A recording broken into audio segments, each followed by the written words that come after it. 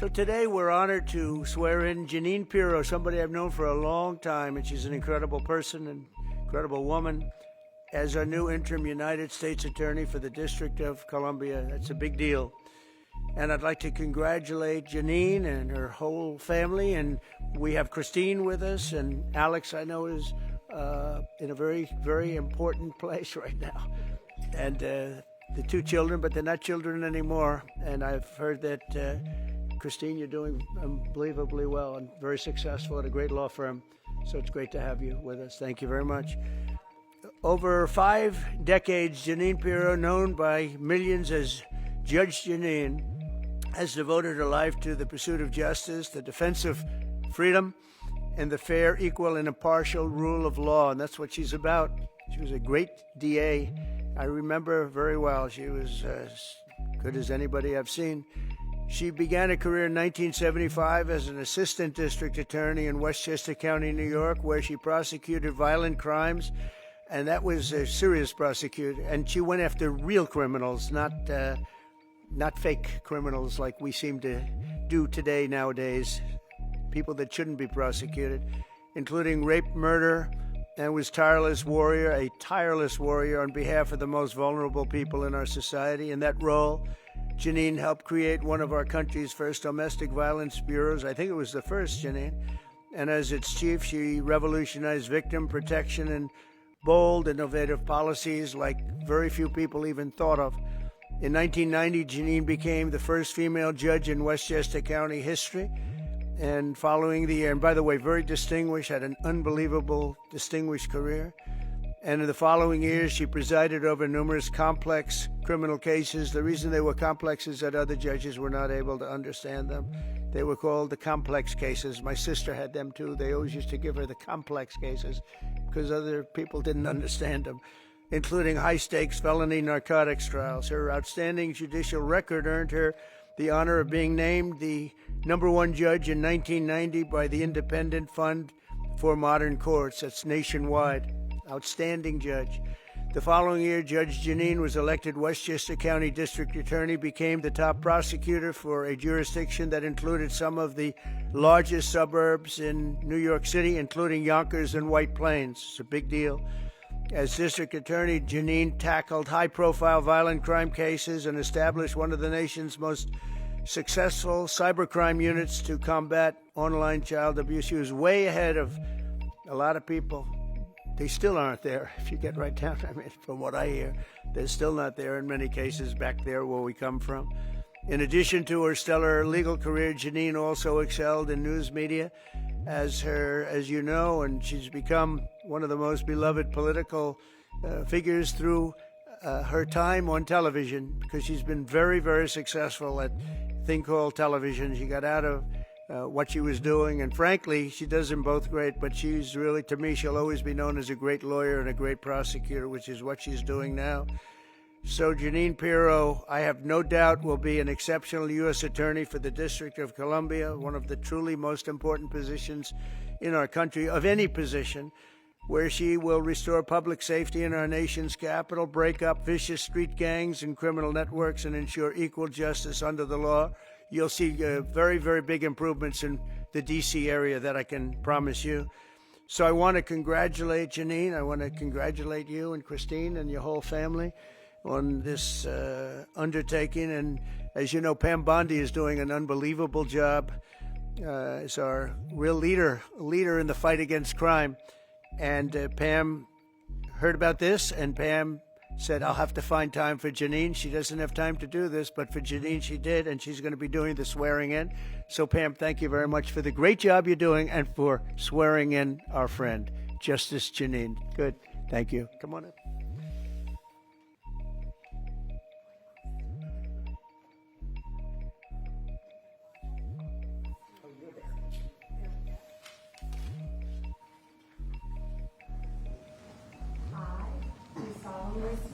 I, Jeanine Pirro, do solemnly swear that I will support and defend the Constitution of the United States that I will support and defend the Constitution of the United States against all enemies, foreign and domestic, against all enemies, foreign and domestic, and that I will bear true faith and allegiance to the same and that I will bear true faith and allegiance to the same, and that I take this obligation freely, and that I take this obligation freely, without any mental reservation without any mental reservation or purpose of evasion, or purpose of evasion, and that I will well and faithfully and that I will well and faithfully discharge the duties discharge the duties of the office upon which I am about to enter. of the office upon which I am about to enter.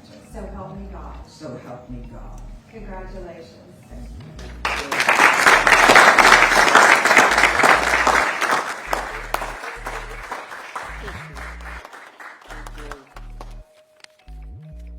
Thank you, Mr. President, and thank you, Madam Attorney General, both my friends for many years. Long ago, I went to law school to study about justice and to bring justice to victims of violent crimes, women, children, and the elderly. I fought to give them a voice in a system that was both blind and deaf to their concerns. I dedicated my heart and soul to making sure that there was a system that responded to them. My profile and my prosecutorial successes garnered public attention, and my life took unexpected turns. Through all of this, President Trump, you have remained as steadfast as one of my earliest supporters and champions. You never wavered. You were always steadfast, trustworthy, and confident. Today, Mr. President, you bring me back to my roots. And it is a larger arena, but no less an arena where we need justice, where we need to send a message that justice will be honored in the District of Columbia. And just last week, here in our nation's capital, two people on the brink of beginning their life had hopes and dreams that were never realized because a cold-blooded murderer made a decision to shoot them down on the streets on a cold, rainy night in our nation's capital. This will not go without just accounting. My voice should be heard loud and clear. No more tolerance of hatred, no more mercy for criminals. Violence will be addressed directly with the appropriate punishment. And this city will again become a shining city on a hill in an America that President Trump has promised to make great again and will make safe again. Mr. President, America thanks you, and I thank you.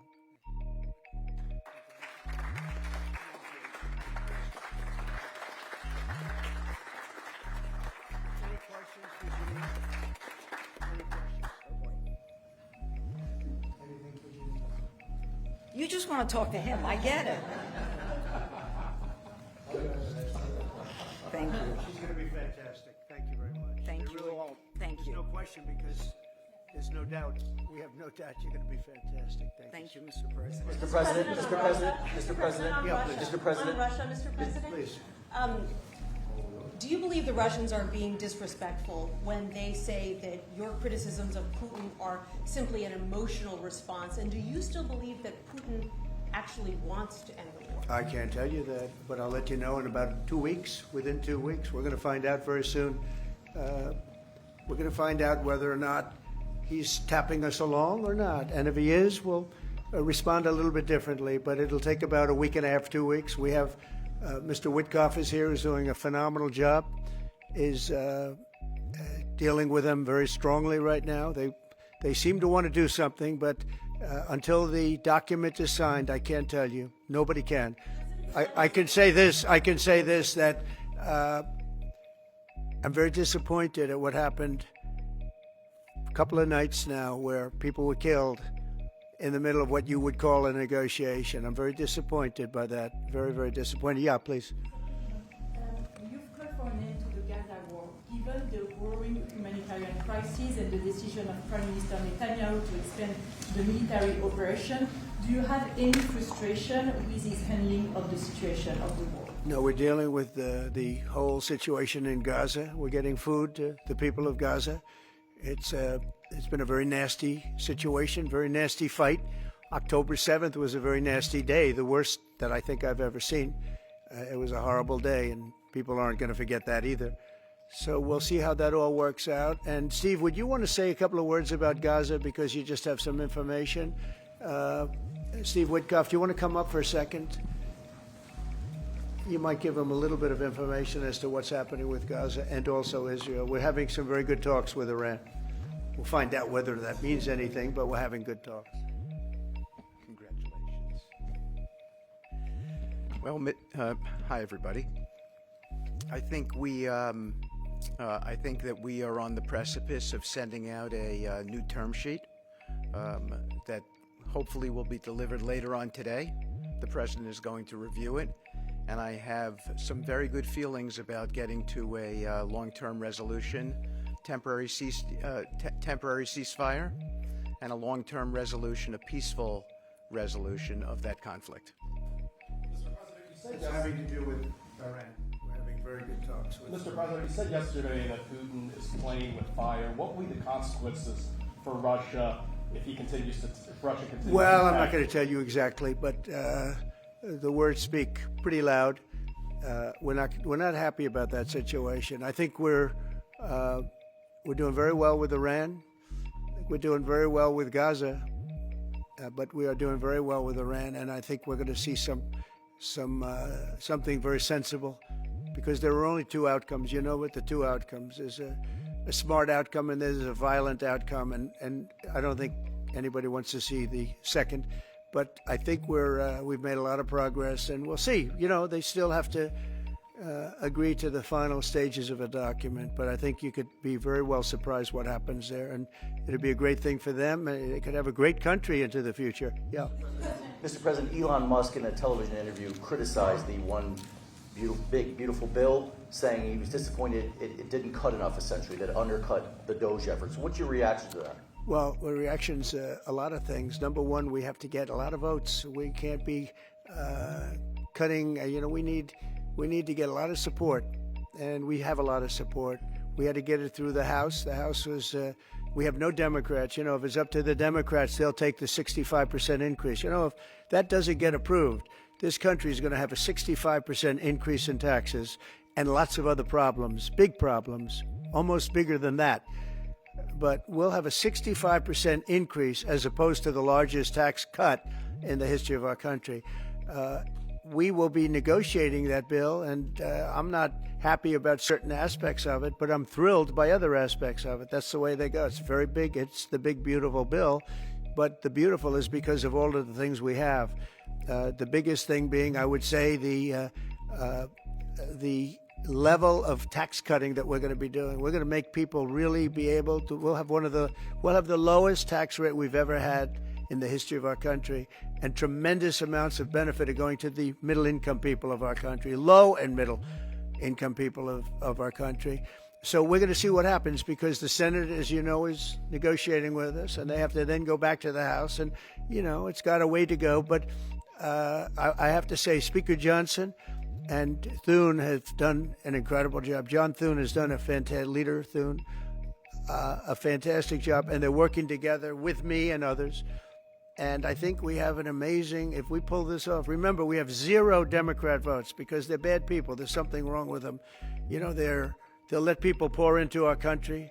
Single biggest problem is we had 21 million people pour into our country, probably higher than that. And they're people that weren't supposed to be here. And many of those people are bad. Murderers, drug dealers, the mentally insane.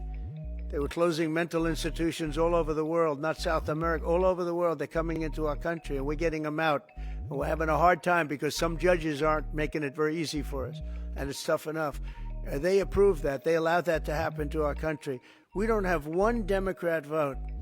And if I were a Democrat, I'd be voting for this bill, and I'd get elected to any position I want as a Democrat. They're crazy. They're voting for a 65% tax increase.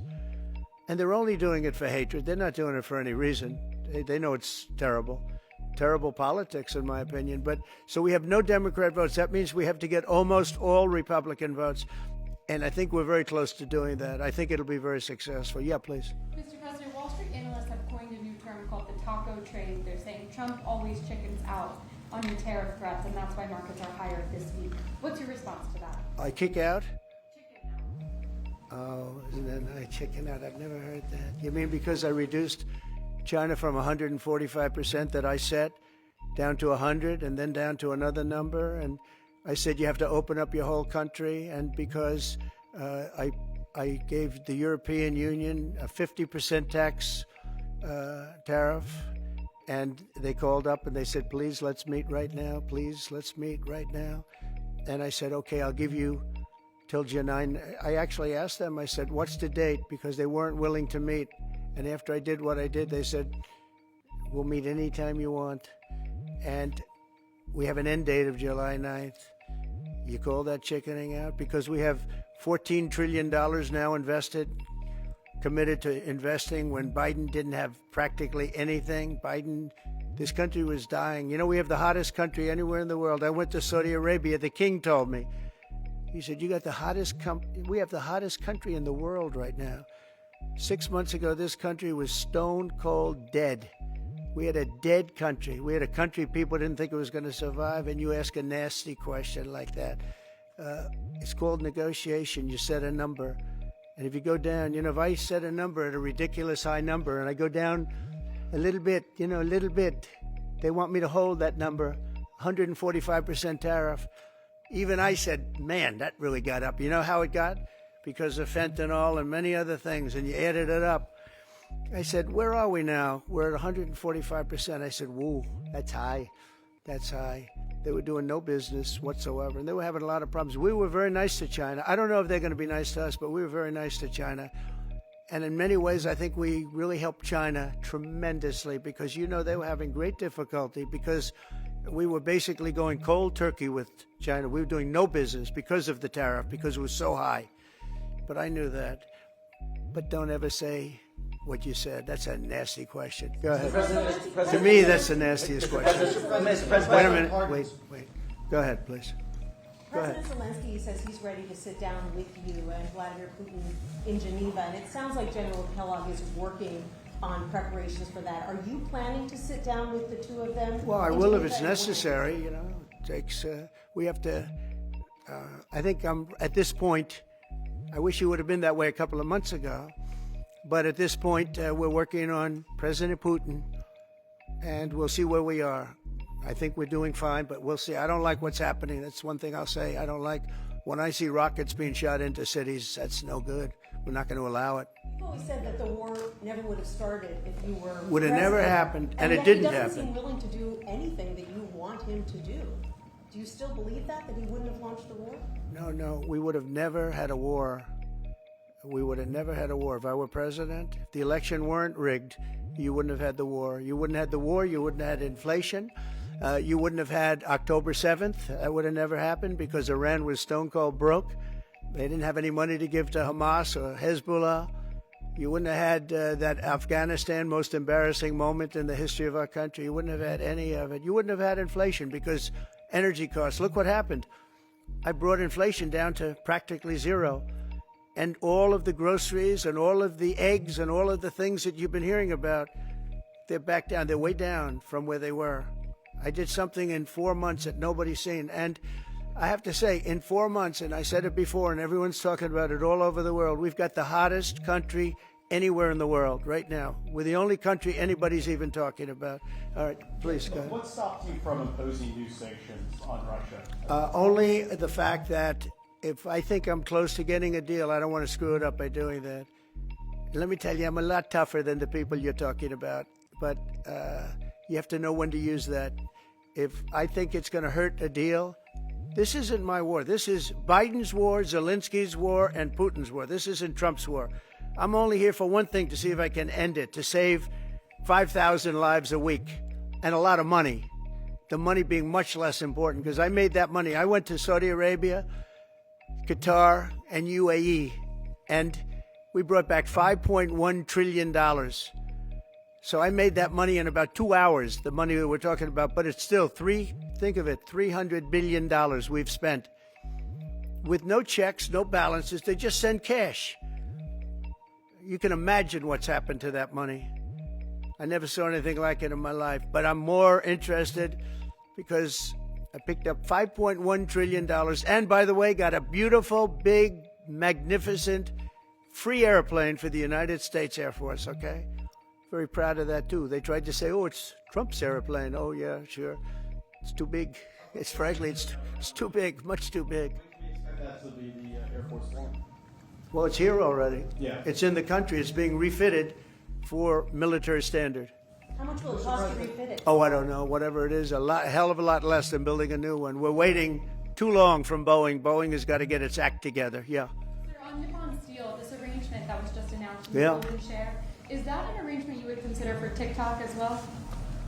Nothing to do with TikTok. Totally different kind of a deal. We'll have to get, to do it properly, we'll probably have to get China's approval. China's never easy. China's never easy. But I think we'll be able to save TikTok. I'd like to save TikTok. I mean, TikTok was very good to me. I won the young people by 37%. No Republicans ever won, and I won by 37%. And Charlie Kirk will tell you TikTok helped. But Charlie Kirk helped also. Oh, he just happens to be here. Look at him. He loves that we mentioned that name, right, Charlie? He's done great, and I appreciate all the help. But with young people, we won by 37%, Charlie, and you helped. But TikTok was amazing. And he was the first one. He said, get on TikTok. So I have a little bit of a warm spot. I know I shouldn't. They'll say, quid pro quo. Put him in jail for the rest of his life. Quid pro quo. No. TikTok was very good to me. I won young people. I don't know if it was because of TikTok, but it was something happened. No Republican has ever won they call them young people. Young people, you can define it a lot of different ways, but I won every age group in young people. And it never happened, and won by 37%. That's a lot. Yeah. President, back on Iran, did you warn Prime Minister Netanyahu against taking some sort of actions that could disrupt the talks there in a phone call last week? Well, I'd like to be honest. Yes, I did. Next question, please. Just last on sanctions. I did, yeah. If Senate Republicans want to push It's not a warning. I said I don't think it's appropriate. What exactly did you tell him? Did I you just caution said him? I don't think it's appropriate. We're having very good discussions with him, and I said I don't think it's appropriate right now. Because if we can settle it with a very strong document, very strong, with inspections and no trust. I don't trust anybody. So no trust. I want it very strong where we can go in with inspectors. We can take whatever we want. We can blow up whatever we want, but nobody getting killed. We can blow up a lab, but nobody's going to be in the lab, as opposed to everybody being in the lab and blowing it up, right? Two ways of doing it. Yeah, I told him this would be inappropriate to do right now because we're very close to a solution. Now, that could change at any moment. Could change with a phone call. But right now, I think they want to make a deal, and if we can make a deal, save a lot of lives. When do you think a deal could happen on Iran?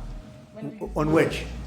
A deal with Iran could happen. When do you Oh, I think- don't know. I think over the next couple of weeks, if it happens. Yeah. On the, when could the administration resume the interviews for foreign students' visa? When do you think your administration could resume these interviews? On what? For the foreign student visa. Yesterday there was... For the French visas? For the French too, but all the foreign students. Oh, for the foreign visas? What are you referring? Foreign visas for what? Are you talking about for colleges? Okay, so you're off of Israel. Now you're talking about colleges, right? Yes, now. Okay. Well, we're going to see. Look, Harvard has been a disaster. They've taken $5 billion plus. $5 billion. Nobody knew that they were making this kind. If we didn't do this, we would have never found this out, Pam. They're taking $5 billion. And I'd rather see that money go to trade schools. And by the way, they're totally anti-Semitic at Harvard, as you know, and some other colleges too, in all fairness to them. And it's been exposed, very exposed. And I think they're dealing very badly. Every time they fight, they lose another $250 million. Yesterday we found another $100 million. And they have, they have a fund, an endowment, $52 billion. All right? They get a lot of that from the United States. And I think it's ridiculous. I think everyone's coming up to me saying, we love the idea of trade schools. With that kind of money, and money from others, but money from them, you can have the best trade schools anywhere in the world. You give them to Iowa, Indiana, lots of good states, well-run states, and you give them the money. They can only be used for trade schools, and they'll teach people how to build motors and cars and AI. You know, the AI, we're building plants, we're building hundreds of billions of dollars worth of AI plants, already started, many of them. We've never had a boom like we're having now. You're going to see it. There's never been anything like it. So we're up to about $14 trillion in investments. There's never been anything even close. You look at Biden, this guy, they had people leaving as opposed to investing. And they're doing it because of November 5th, and they're doing it because of the tariffs. The tariffs have been tremendous. I can promise you, and I have great respect for the people at the European Union, they wouldn't be over here today negotiating if I didn't put a 50% tariff on. The sad thing is now when I make a deal with them, it's something much more reasonable. They'll say, oh, he was chicken. That's so unbelievable. I usually have the opposite problem. They say, you're too tough. Mr. President, on Harvard, there were some Jewish students protesting on campus yesterday. They said they don't want you making these huge cuts, cutting off student visas to Harvard in their name, because they feel Harvard like it has makes to show them us. more of a target. Okay, Harvard has to show us their lists. They have foreign students. About 31% of their students are foreign-based, almost 31%. We want to know where those students come. Are they troublemakers? What countries do they come?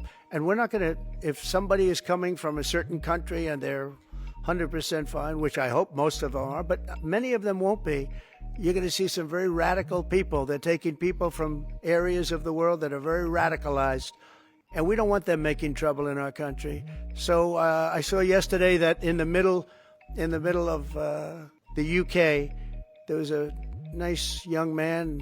He wants to go back to school at Harvard, and he looked good to me, but I want to check his past. But we want to be able to see why, these countries aren't helping us. They're not investing in Harvard and all of we are.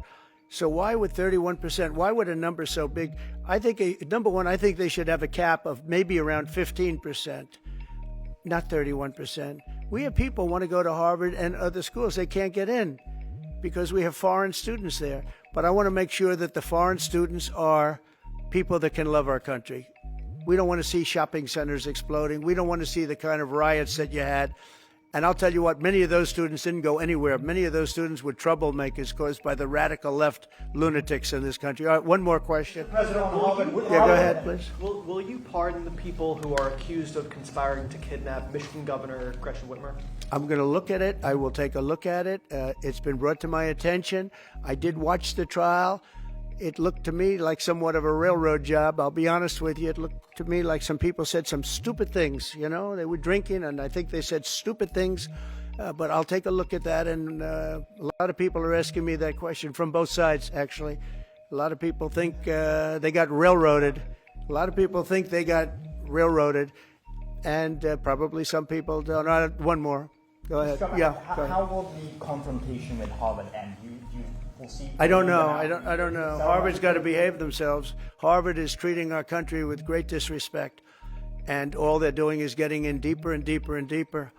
They've got to behave themselves. I'm looking out for the country and for Harvard. I want Harvard to do well. I want Harvard to be great again, probably, because how could it be great? How could it be great when you have Harvard announced 2 weeks ago that they're going to teach remedial mathematics, remedial, meaning they're going to teach low-grade mathematics, like 2 + 2 is 4.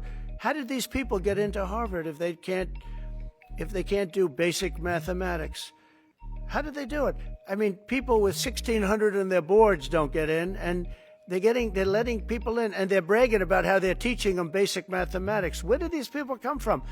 So we have to look at the list, and Harvard has to understand the last thing I want to do is hurt them. They're hurting themselves. They're fighting.